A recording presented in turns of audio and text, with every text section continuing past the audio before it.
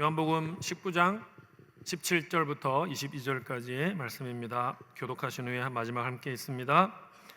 그들이 예수를 맡음에 예수께서 자기의 십자가를 지시고 해골, 히브리 말로 골고다라 하는 곳에 나가시니 그들이 거기서 예수를 십자가에 못 박을세 다른 두 사람도 그와 함께 좌우편에 못 박으니 예수는 가운데 있더라. 빌라도가 패를 써서 십자가 위에 붙이니 나사렛 예수 유대인의 왕이라 기록되었더라. 예수께서 못 박히신 곳이 성에서 가까운 거로 많은 유대인이 이 패를 읽는데 히브리와 로마와 헬라말로 기록되었더라. 유대인의 대제사장들이 빌라도에게 이르되 유대인의 왕이라 쓰지 말고 자칭 유대인의 왕이라 쓰라 하니 빌라도가 대답하되 내가 쓸 것을 썼다 하니라. 아멘. 십자가에서 내 구원자와 내 왕을 만나십시오 제목으로 하나님 말씀 전하도록 하겠습니다. 약 2000년 전에 이스라엘 땅 예루살렘 그리고 그 옆에 있던 골고다 언덕에서 나사렛 출신의 예수라고 하는 유대 청년이 십자가에 달려 죽었습니다.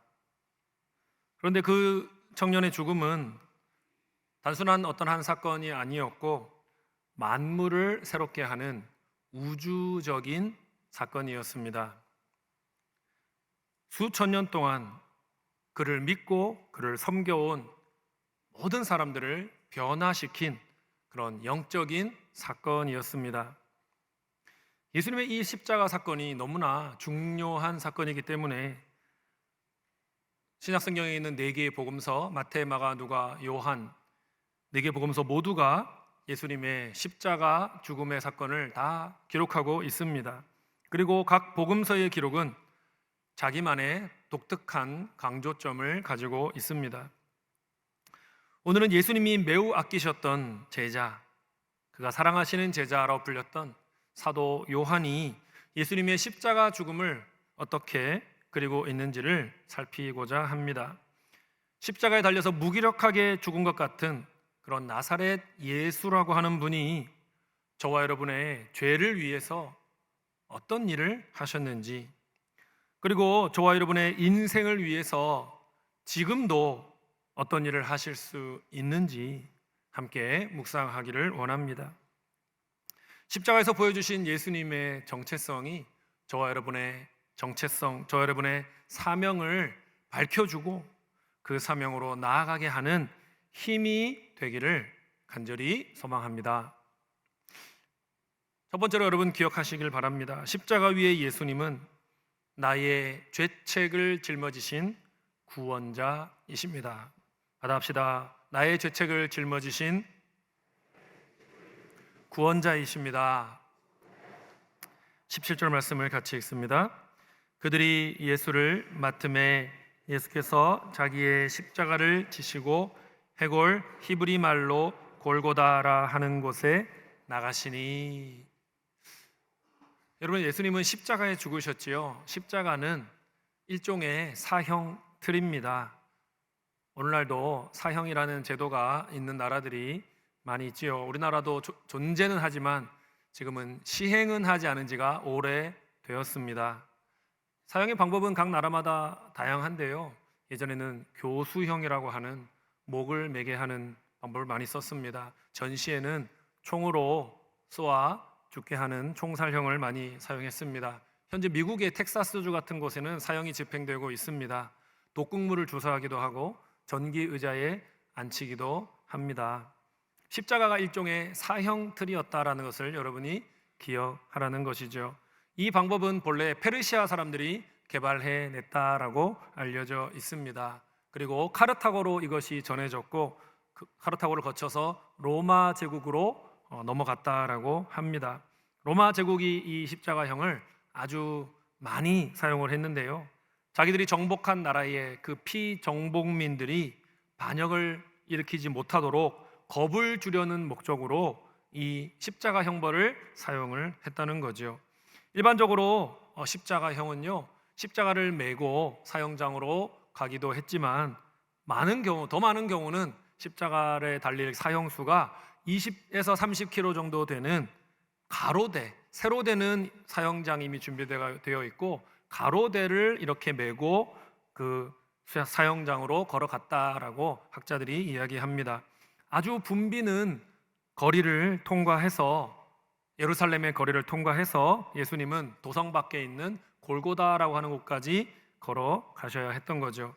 백부장과 군병들이 이 행렬을 호위를 했습니다. 로마 제국에 대항하는 사람의 최후는 이렇게 비참하다라는 것을 똑똑히 보여주는 방법이었던 거죠. 오늘날 사형 집행하는 나라들은 사형 집행의 그 처형법이 하나의 기준이 뭐냐면은 빨리 죽게 하는 겁니다. 고통이 덜하게 빨리 죽게 하는 것이 원칙입니다.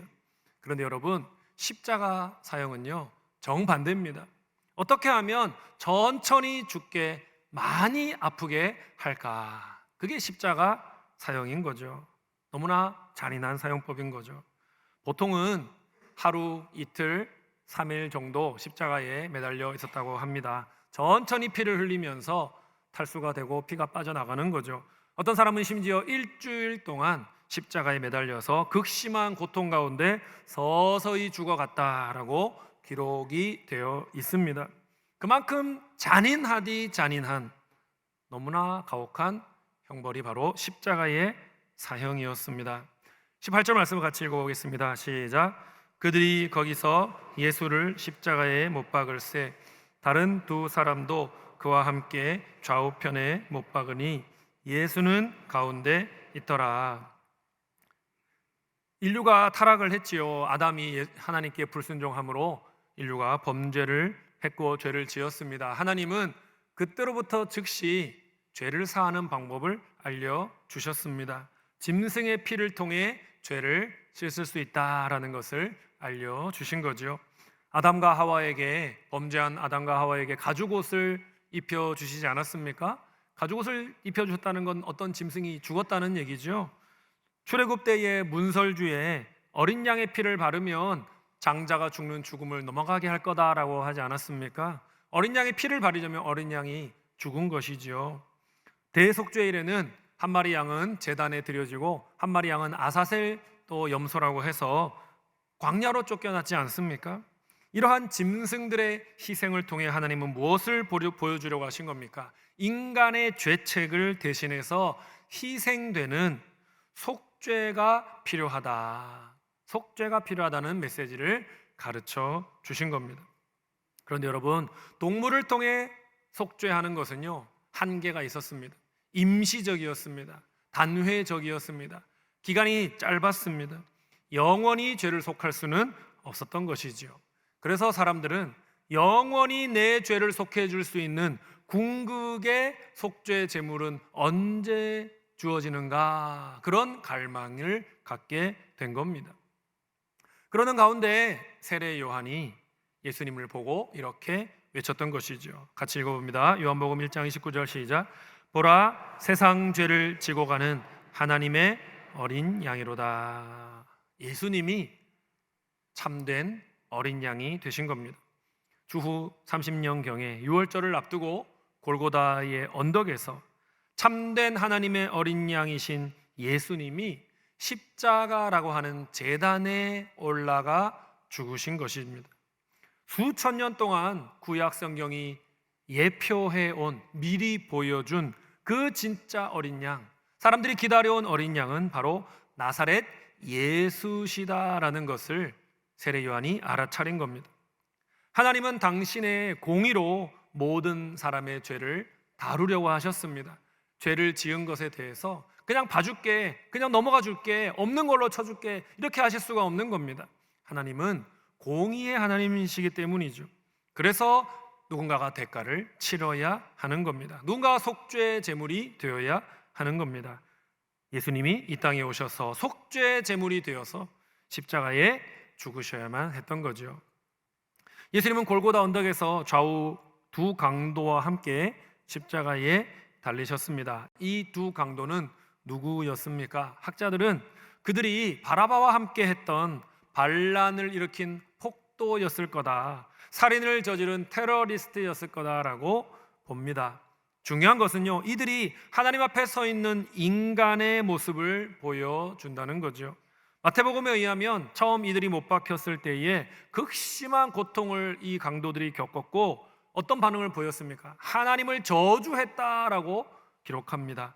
그리고 옆에 계신 예수님을 조롱했다라고 기록하고 있습니다. 이것은 은혜 받기 전에 우리 죄인들의 모습을 보여주는 거죠. 타락하고 부패하고 악한 본성을 보여주는 겁니다. 이들이 자기가 지은 죄 때문에 고통을 당하고 있었지 않습니까? 그런데도 자존심을 굽히지 않는 거죠. 하나님을 원망했던 것입니다. 좌우편의 강도의 모습은 보편적인 인간의 그 죄성을 보여주는 겁니다. 그런데 십자가 위에서 몇 시간이 흐르는 동안에 기적이 일어난 겁니다. 한 강도의 마음에 성령님이 찾아오셨습니다.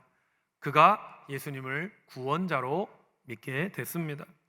먼저 그는 다른 강도를 꾸짖었지요. 자기 자신이 영적으로 파산한 죄인임을 인정했습니다. 누가복음 23장 41절 상반절을 보니까요, 우리는 우리가 행한 일에 상당한 보응을 받는 것이니 이에 당연하거니와. 그는 환경이나 남을 탓하지 않았습니다. 자기가 하나님의 공의로운 심판을 받아 마땅한 죄인임을 인정했습니다. 고백했습니다. 여러분, 죄의 고백이야말로 구원을 향한 첫걸음이 되는 겁니다. 자기가 죄인이라고 인정하지 않으면 구원의 필요성도 없다고 생각하는 거죠. 자신의 연약함과 악함과 무기력함, 무능력함, 전적으로 타락했다는 것을 깨닫게 되고 하나님 앞에 나올 때에 그는 구원을 향한 발걸음을 시작할 수 있는 거죠. 이 강도는 또 예수님이 죄가 없으신 구원자임을 알아보게 됩니다. 41절 하반절에 보니까요, 이 사람이 행한 것은 옳지 않은 것이 없느니라. 가시관을 쓰고 피 흘리며 죽어가는 이 청년이 하나님이 인정하신 구원자라고 하는 사실을 믿음의 눈으로 보게 된 겁니다. 이어서 그는요, 자기의 영원한 운명을 예수님께 의탁하고 있습니다. 예수님께 대단한 신앙 고백을 할 수는 없는 상황이었지요. 어떤 선을 행할 수 있는 형편도 안 되었지요. 십자가에 매달려 있는데 뭘 할 수 있겠습니까? 하지만 상한 심령을 가지고 예수님께 부르짖었던 것입니다. 누가복음 23장 43절 하반절입니다. 같이 읽어볼까요? 죄송합니다. 42절 시작. 예수여, 당신의 나라에 임하실 때에 나를 기억하소서. 예수여, 당신의 나라에 임하실 때에 제발 저를 기억해 주십시오. 당신의 나라에 들어갈 자격이 없지만 그 나라에 들어갈 수 있도록 은혜를 베풀어 주십시오. 예수님이 어떻게 반응하셨습니까? 아니, 네가 지금까지 악하게 살아와 놓고 그따위로 인생을 살아놓고 지금 와서 나의 나라에 들어가기를 원하느냐라고 책망하셨나요? 그렇지 않다는 거예요. 예수님은 1초도 망설이지 않으셨습니다. 바로 은혜를 선포하셨습니다. 43절 하반절에 뭐라고 얘기하십니까? 오늘 내가 나와 함께 낙원에 있으리라.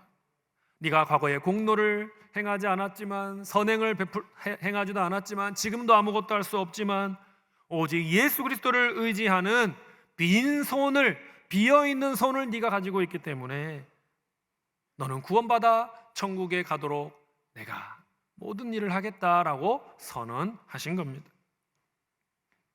여러분, 이것을 일상의 언어로 한번 바꿔서 설명해 보겠습니다. 여러분, 운전을 많이 하실 겁니다. 운전하시다가 신호를 위반하거나 과속을 하셔서 과태료를 내신 적이 있으시죠? 거의 대부분 없으신가 봅니다. 저는 몇 번 있습니다. 여러분, 며칠이 딱 지나면 날라오더라고요. 어김없이 날라오더라고요. 위반한 그 사진과 함께 시간, 장소, 그리고 과태료 고지서가 얼마 내세요, 친절하게 딱 은행 계좌까지 나와 있죠. 내가 범한 죄에 대해서 법적인 대가를 치르라는 거죠. 마음이 아프지만 어떻게 합니까? 이거 안 내면은 벌점을 주겠다고 하니까 저는 한 3, 4만 원 정도 받았습니다. 여러분 얼마 받았나요? 3, 4만 원이면 그래도 그죠? 과속을 많이 한 건 아닌 것 같습니다.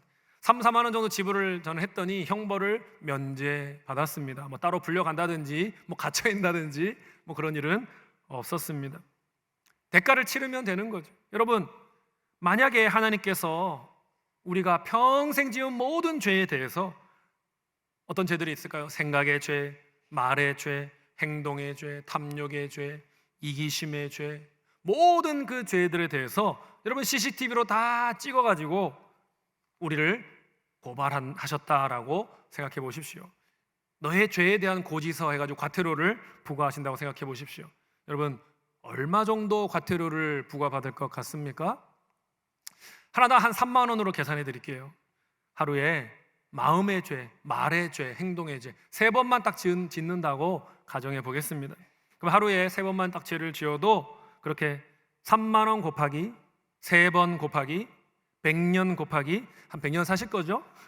365일 계산해 봤습니다. 얼마 나온지 아십니까? 32억 8,500만 원. 그 정도야 뭐 하는 분이 한두 분 계신 것 같기도 합니다. 그런데 아니죠. 우리 모두에게 쉬운 금액 아닙니다. 그런데 여러분, 여기서 끝이 아닙니다. 여러분 3번밖에 죄 안 지으십니까? 제가 볼 땐 여러분 3번 이상 지으실 것 같아요. 그러면 어떤 분은 50억 과태료 50억, 어떤 분은 100억, 어떤 분은 1000억 고지서를 받지 않으시겠습니까? 여러분, 이 고지서 과태료를 내면 당신은 지옥에 안 가도 됩니다. 그러나 이걸 못 내면 지옥에 가야 됩니다. 이렇게 써 있는 거예요. 여러분, 그 고지서를 받은 마음이 어떻겠습니까? 너무너무 마음이 힘들지 않겠습니까? 아이고, 내가 50억이 없어서, 100억이 없어서, 1000억이 없어서 지옥에 가는구나. 누가 나를 위해 어떻게 해줄 수가 없나? 이러 어떻게 하나? 내 인생은 이제 끝났구나. 절망하지 않겠습니까? 좌절하지 않겠습니까? 엄청난 고민과 충격에 빠지지 않겠습니까? 사탄도 옆에서 계속해서 우리의 자존감을 무너뜨리며 우리를 고소하지 않겠습니까? 네가 그렇지, 네가 지옥에 가야 되지, 너는 네 죄의 대가를 못 치를 수가 없어. 바로 그때 기쁜 소식이 들려오는 거예요. 바로 골로새서 2장 14절의 메시지입니다. 같이 한번 읽어보겠습니다. 시작. 하나님께서는 우리에게 불리한 조문들이 들어있는 빈 문서를 지워버리시고 그것을 십자가에 못 박으셔서 우리 가운데서 제거해 버리셨습니다. 여러분, 너무 기쁜 소식이 들린 거예요. 우리가 사실은 다 여러분 1000억이라고 한다면 1000억 낼 수 있는 사람이 어디 있어요? 아무도 없습니다. 그런데 예수님께서 우리를 대신해서 그 1000억짜리의 영적 파산의 고지서를 찢어버리신 겁니다. 십자가에서 못 박아버리신 겁니다. 다 해결해 버리신 겁니다. 이런 기쁜 소식이 어디 있단 말입니까? 세상 그 무엇과도 비교할 수 없는 보배로운 피를요 우리를 위해 흘려주신 거죠. 그래서 그분께서 저와 여러분의 모든 죄값을 완납하신 줄로 믿으시기를 바랍니다. 1원의 미납금도 없이 완납하신 거예요. 영어로 paid in full, 완벽하게 지불이 되었다는 겁니다. 이것이 바로 예수님이 십자가에서 저와 여러분을 위해 행하신 일인 겁니다. 바로 이렇게 십자가에서 우리의 빚을 대신 다 갚아주셨으므로 예수님은 우리의 구원자가 되신 거예요. 여러분 가운데 과거의 상처 때문에, 실수 때문에, 은밀한 죄 때문에 스스로 정죄하는 마음이 드는 분이 있습니까? 내가 왜 그렇게 했지? 나는 바보야, 나는 멍청이야, 나는 인생을 잘못 살았어. 영적인 패배감 가운데 짓눌린 분이 계십니까? 나는 그래서 어떻게, 나는 나 같은 사람이 어떻게 천국에 가겠어? 어떻게 구원받겠어? 내 인생의 이력은 너무 형편이 없어. 여러분, 그런 마음이 드는 분이 있습니까? 그것은요 사탄의 거짓말입니다. 여러분, 속지 마시기를 바랍니다. 우리가 구원받는 이유가 우리 인생을 잘 살았기 때문에, 우리의 이력이 그럴싸하게 괜찮기 때문에 구원받는 겁니까? 아니라는 거예요. 이력이 괜찮아, 지나간 삶이 괜찮아서 구원받을 수 있는 사람은 아무도 없습니다. 우리의 구원은 어떻게 받는 겁니까?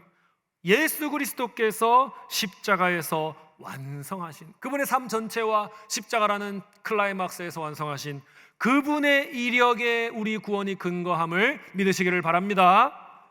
그래서 최후의 심판 때 우리 섰을 때 우리는 그런 말을 듣게 되는 겁니다. 김창훈, 너의 인생으로만 보면, 너의 인생만으로 판결하면 너는 지옥에 가야 돼. 하지만 너가 예수랑 연합했네?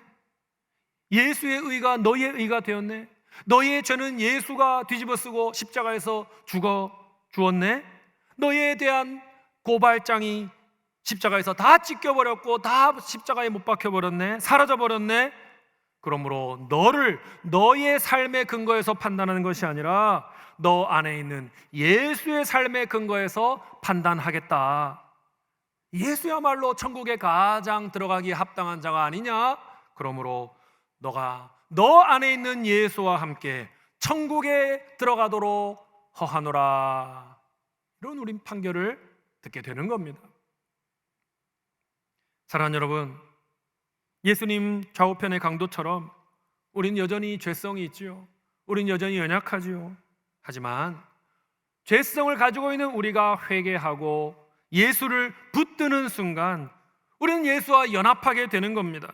그리고 그 연합한 그 결과로 우리에게 임할 진노가, 우리에게 임할 저주가 흠없는 어린 양이신 예수 그리스도께로 다 전가된다는 사실을 믿으시기를 바랍니다. 그래서 그 죄와 그 저주를 다 짊어지고 예수님이 십자가에서 죽어주신 거예요. 그 모든 우리에 대한 고발장을 다 없애주신 겁니다. 그래서 우리는 천국에 들어갈 자격을 얻게 되는 겁니다. 그분의 의를 우리의 의인 양 선물 받게 되는 것입니다. 나의 죄책과 형벌을 다 짊어짐으로 우리의 구원자가 되신 예수 그리스도만 의지하시기를 바랍니다. 그래서 마귀의 참소를 물리치시고 죄책감을 딛고 일어나시고 주께서 주시는 참된 자유와 구원의 기쁨을 누리며 살아가는 우리 교회 모든 성도님들 되시기를 간절히 축복합니다. 예수님 우리의 구원자가 되신다고 했죠. 그런데 십자가에서 달려 죽으신 예수님은 또한 우리의 삶의 모든 영역을 다스리는 왕이 되시는 겁니다. 받아합시다. 모든 영역을 다스리시는 왕이십니다. 1세기 로마 제국에서 십자가형을 집행할 때 위쪽 명패에 죄목을 붙이는 것이 일반적이었다고 합니다. 다른 제자들은 예수님이 십자가에 달리셨을 때 다 도망을 쳤거든요. 그런데 사도 요한은 예수님을 가까이에서 예수님의 어머니 마리아를 지켰기 때문에 예수님 십자가를 가까이서 목격을 한 거지요. 그래서인지 십자가 위에 붙여져 있던 그 명패에 대해서 자세히 설명을 하고 있습니다. 우리 19절과 20절을 다 같이 읽어보겠습니다. 시작. 빌라도가 패를 써서 십자가 위에 붙이니 나사렛 예수 유대인의 왕이라 기록되었더라. 예수께서 못 박히신 곳이 성에서 가까운 고로 많은 유대인이 이 패를 읽는데 히브리와 로마와 헬라말로 기록되었더라. 여기 보면 자료사진 한번 보여주십시오. 이런 식으로 쓰여져 있었다는 얘기입니다. 맨 윗줄이 히브리어입니다. 히브리어는 오른쪽에서 왼쪽으로 읽어야 돼요. 왼쪽에서 오른쪽이 아니고 오른쪽에서 왼쪽으로 이렇게 읽어야 됩니다. 이렇게 반대로. 그 다음에 써 있는 게 헬라 말입니다. 성경은 이제 로마 말이 먼저 나와 있다고 그랬죠. 로마 말은 라틴어죠. 그 밑에 써 있는 게 로마 라틴어입니다. 그래서 예수 똑같은 뜻인데요. 예수, 나사렛 예수, 나사렛 출신의 예수, 그리고 유대인의 왕, 그렇게 명패의 세 언어로 기록이 되었다는 거죠. 여러분, 왜 빌라도가 이 죄목을 굳이 세 언어로 기록을 했을까요? 유대 종교 지도자들을 조롱하려는 의도였던 것 같습니다. 너희가 고소한 너희들의 왕이 이 모양 이 꼴로 죽는다. 나는 그것을 세상에 다 알린다. 그런 메시지를 전한 것이죠. 그러나 하나님의 생각은 달랐던 겁니다. 하나님은 그 야비한 빌라도의 손을 사용하셔서 예수 그리스도가 누구신지를 온 천하 민족에게 공식적으로 선포하신 겁니다. 구약 시대에는요, 하나님의 구원의 역사가 이스라엘 사람들에게 좀 제한되어 있지 않았습니까? 히브리 말을 사용하는 이스라엘 민족의 울타리 안에 머물러 있었지요. 유월절 어린 양의 피도 성전에 드려지는 제사도 모두 유대인들을 위한 것이었습니다. 그런데 이제 세계의 언어로 예수님이 왕이시다, 이 메시지가 공표가 된 겁니다. 여러분, 히브리 말은요 종교적인 언어이자 유대인들의 언어였죠. 헬라 말은요 문학과 철학과 상업을 위한 공용어였습니다. 로마 말은요 세계를 지배하던 로마 제국의 법과 정치와 군사를 위한 언어였습니다. 이 세 개의 언어는요, 당시로서는 온 세상을 대표하는 그런 언어들이었던 거죠. 이것이 바로 골고다 언덕의 십자가를 통해 하나님의 구원이 유대인의 울타리에 머무는 것이 아니라 전 세계로, 우주로 확장될 것을 보여주는 상징적인 사건이 된 겁니다. 예수님이 유대인만의 왕이 아니시다. 예수님은 온 세상의 모든 나라의 왕이시다라는 것을 선포하는 것이 바로 명패였던 겁니다. 여러분, 요한복음이 언제나 예수님이 세상의 왕이고 모든 나라의 왕임을 강조해 왔다는 것을 아십니까? 요한복음 1장 29절에 보면 세례 요한이 예수님을 이렇게 불렀지요. 세상 죄를 지고 가는 하나님의 어린 양이다. 유대인들의 죄를 지고 가는 하나님의 어린 양이다 하시지 않은 거예요. 세상의 죄를 지고 갔다고 말하는 겁니다. 예수님은 또 니고데모에게 요한복음 3장 16절에 이렇게 말씀했습니다. 하나님이 세상을 이처럼 사랑하사 독생자를 주셨으니, 하나님이 유대인들만을 사랑한 게 아니고 세상을 사랑하셨다고 분명히 말씀합니다. 또 요한복음 4장 42절에는요, 수가성 여인에게 전도를 받은 동네 사람들이 예수님을 만난 이후에 이렇게 고백을 하게 되죠. 우리가 친히 듣고 그가 참으로 세상의 구주신 줄 알미라. 예수님의 설교를 듣고 나니까 예수님이 한 유대인들만의 왕이고, 그분 유대인들만의 구주가 아니라 우리 사마리아 사람들을 위한 구주도 되신다는 걸 우리가 알겠다라고 말한 거죠. 하나님께서는 이 십자가 위의 새 언어를 통해서 지금도 인류에게 선포하고 계시는 겁니다.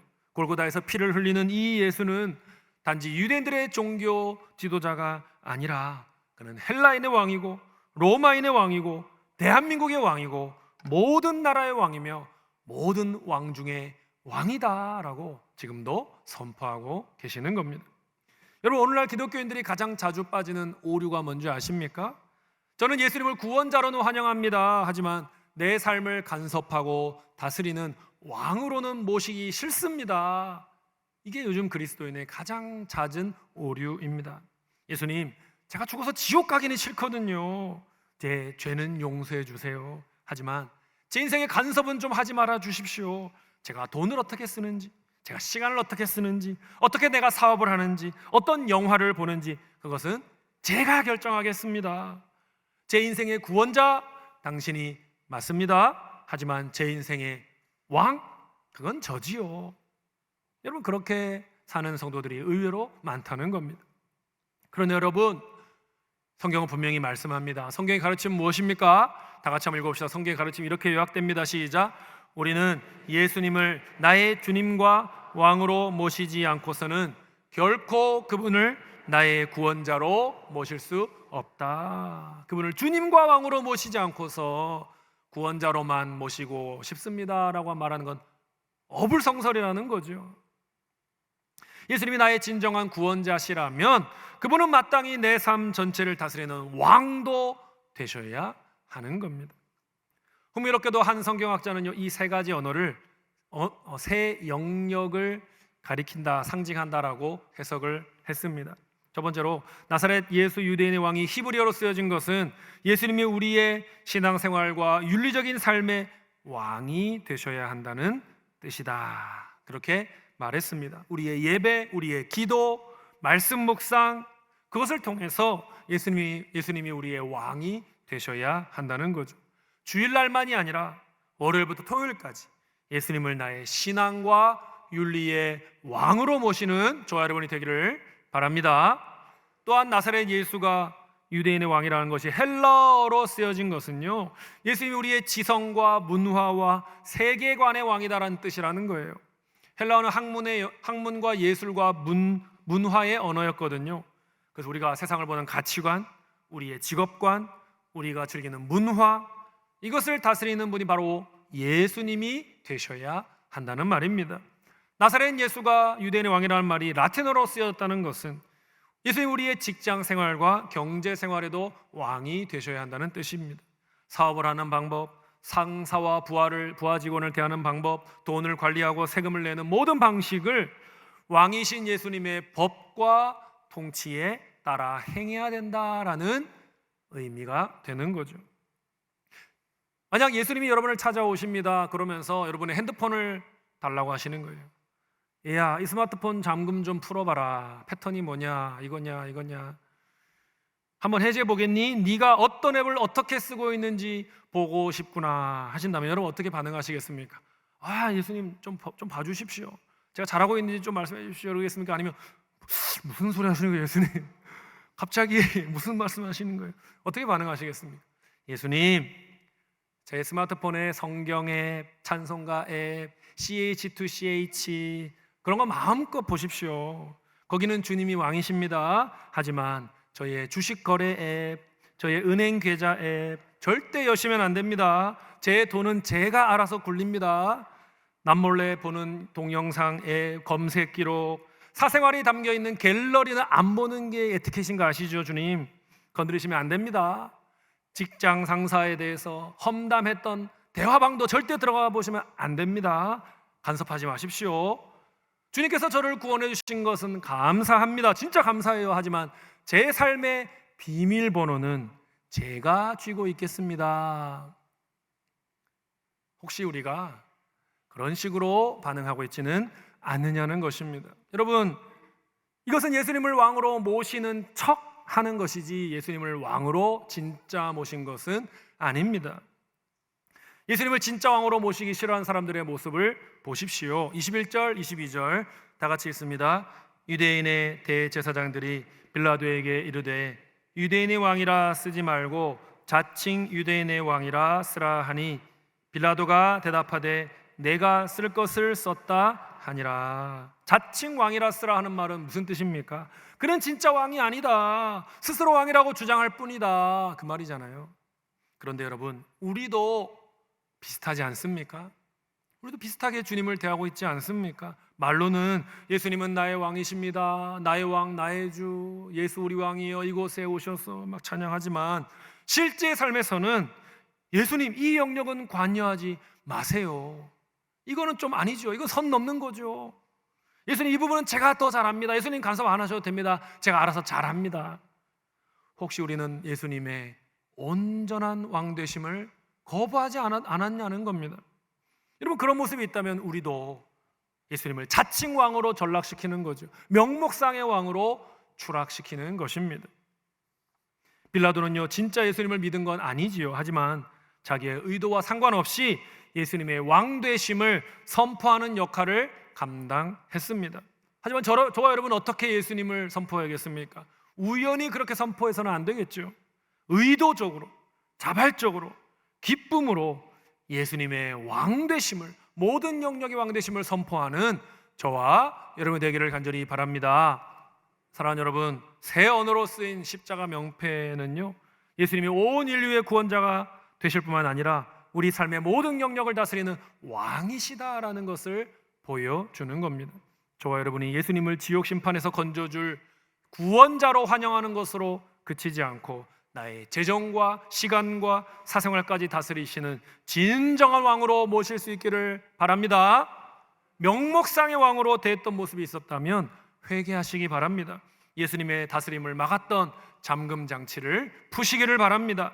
주일을 넘어서 월요일부터 토요일까지 가정, 부부, 자녀, 직장, 건강, 문화, 경제 모든 영역에서 예수님을 왕으로 즐거이 모시며 선포하며 살아가는 우리 교회 모든 성도님들 되시기를 주님의 이름으로 축복합니다. 말씀 맺겠습니다. 사랑하는 여러분, 대제사장들이 명패를 고쳐라고 했을 때에 빌라도는 내가 쓸 것을 썼노라 했습니다. 자존심에서 나온 말이었지만 하나님의 섭리 안에서 이것은 하나님의 음성을 대변한 것이었습니다.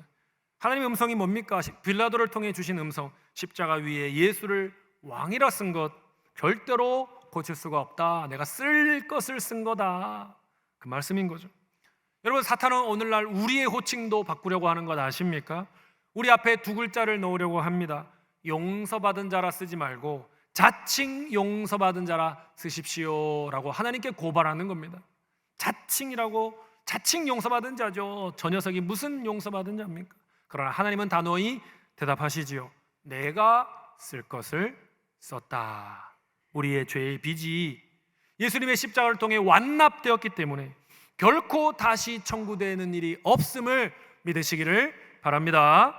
사탄이 나의 이름을 고쳐서야 한다고 속삭일 때에 여러분 담대하게 선포하시기 바랍니다. 나는 예수의 피로 값주고 사심받은 용서받은 자다. 나는 하나님의 자녀다. 선포하시기를 바랍니다.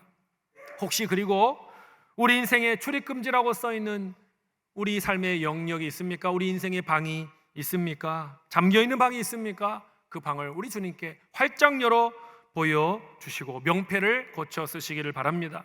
나사렛 예수, 이 방의 왕, 우리 인생의 모든 방의 왕이 되심을 선포하셔야 되는 겁니다. 인생의 부분이 아니라 전부를 왕이신 우리 주님께 내어드리시기를 바랍니다.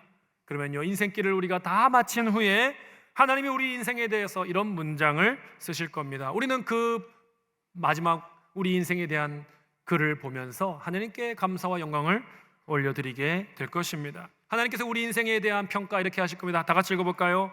이 사람은 왕 중의 왕과 연합하였기에 온전한 용서를 받고 의롭게 된 자다. 내가 쓸 것을 썼노라. 아멘입니까? 아멘. 마귀가 아무리 우리를 고소하더라도 우리를 위해 속죄의 제물이 되어 죽으신 왕으로 인해서 우리는 영원한 용서와 영원한 생명을 얻었음을 믿으시기를 바랍니다. 이 사실을 굳게 붙잡고 왕이신 예수 그리스도의 다스림 안에서 그분의 나라와 그분의 뜻을 즐거이 이루어가는 복된 그리스도인으로 사시기를 주님의 이름으로 축원드립니다. 아멘. 찬양합시다. 왕이신 나의 하나님, 내가 주를 높이고 영원히 주의 이름을 송축하리이다.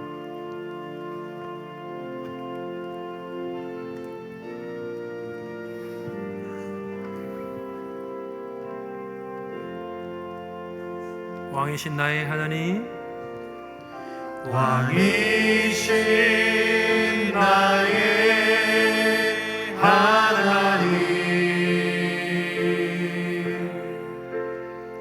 내가 주를 높이고 영원히 주의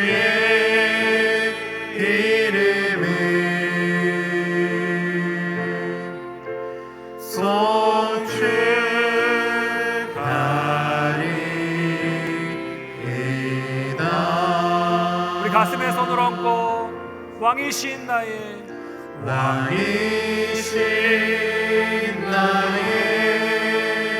하나님, 내가 주를 높이고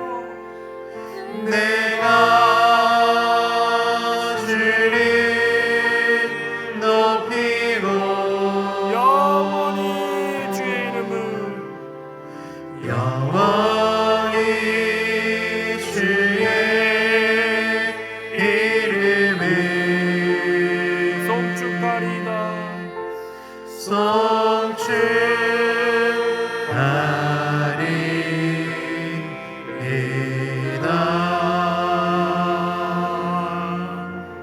사랑하는 우리 울산 시민교회 가족 여러분, 주신 말씀을 기억하며 결단에 기도합시다.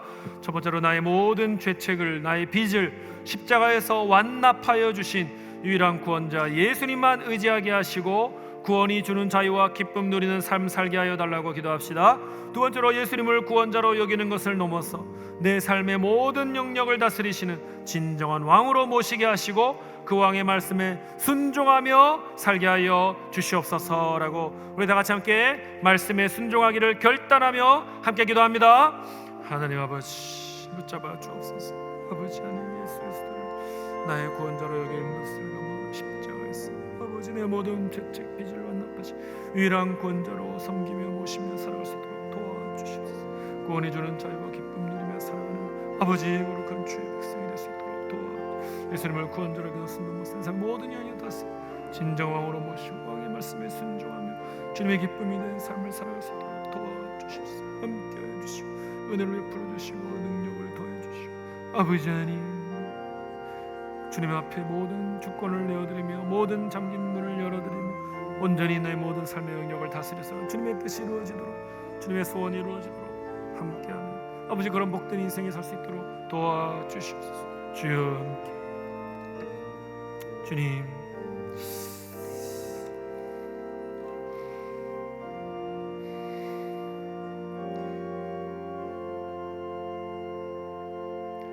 사랑과 은혜가 풍성하신 하나님, 골고다 언덕의 십자가 위에서 흘리신 예수의 보배로운 피로 우리를 구원해 주시고 영원한 용서와 영원한 생명 주시니 감사합니다. 우리를 대적하던 죄의 빚 문서를 주님께서 십자가에서 찢고 못 박아 무효화 시키셨음을 믿사오니 사탄이 주는 정죄와 영적인 패배감을 딛고 구원의 기쁨과 자유를 누리며 살게 도와 주시옵소서. 그동안 주님을 지옥 심판에서 건져줄 구원자로만 환영하였고 내 삶을 다스리는 진정한 왕으로 모시지 못했던 모습이 있었다면 회개합니다.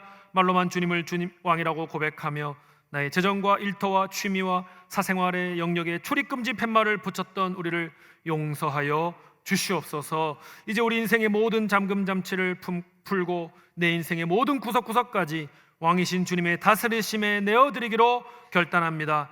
주일의 예배를 넘어 월요일부터 토요일까지 우리 가정과 일터와 모든 일상 속에 예수 그리스도께서 왕이 되셔서 우리를 다스려 주시옵소서.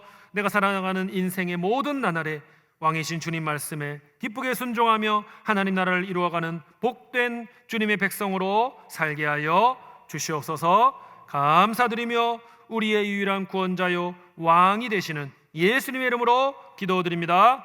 아멘. 오늘 말씀을 듣고 결단한 내용에 대해서 기도받기를 원하시는 분, 시민교회에 등록하기 원하시는 분, 세례받기 원하시는 분, 중보기도를 부탁하시는 분들은 예배 후에 맨 앞자리로 나오셔서 헌신카드를 작성해 주시기 바랍니다.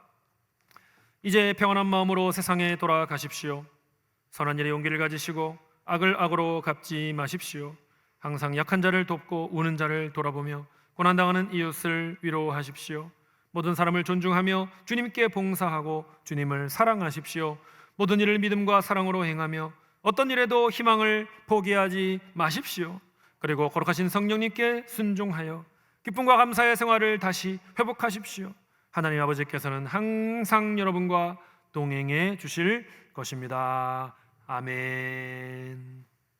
주 예수 그리스도의 은혜와 하나님 우리 아버지의 크신 사랑과 성령님의 감화 감동 충만케 하심이 예수님을 나의 유일한 구원자요 삶의 전 영역을 통치하시는 왕으로 모시며 주일뿐만 아니라 월요일부터 토요일까지 모든 일상 속에 주님의 다스림에 기쁘게 순종하기로 결단하는 주님의 귀한 백성들 위해 가정과 일터와 목장 위에 지금부터 영원토록 함께 있을지어다.